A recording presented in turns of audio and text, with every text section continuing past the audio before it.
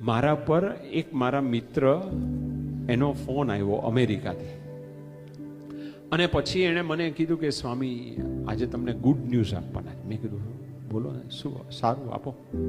એ કે સ્વામી આજે અમને લગ્નને એનિવર્સરીને 25 વર્ષ પૂરા થયા. સિદ્ધિ કરી હોય ને, ગોલ્ડ મેડલ મેળવ્યું હોય ને, એવી 25 વર્ષ આ વડીલો બેઠા છે ને, કોઈ દી ગણ્યા છે વર્ષ?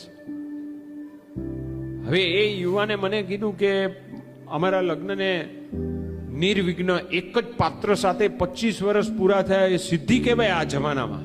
એની વાત ખોટી નથી. મેં કીધું સારું, ધન્યવાદ.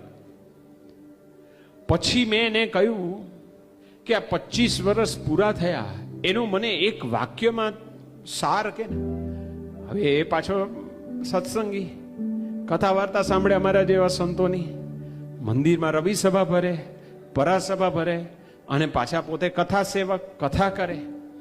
એક એ સ્વામી એક વાક્યમાં શું, એક શબ્દમાં કહો. મેં કઈ વાંધો નહીં, એક શબ્દમાં કહો. એણે કહ્યું કે સહન.